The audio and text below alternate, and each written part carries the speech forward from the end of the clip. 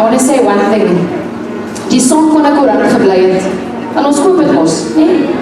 As ek dink aan vroumense, is daar twee woorde wat by my opkom: waardering en respek. Om te waardeer wat die vrouens doen, wat die mamas doen.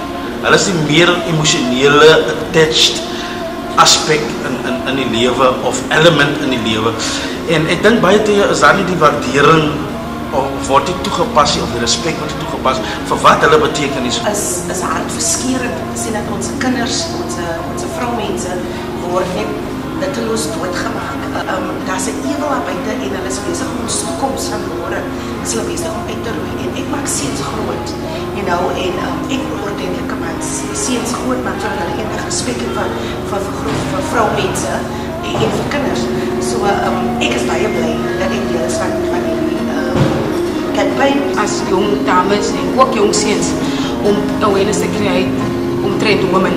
En met al die sterftes van die jong dames voel ek dit is 'n moed vir my om te wees vandag.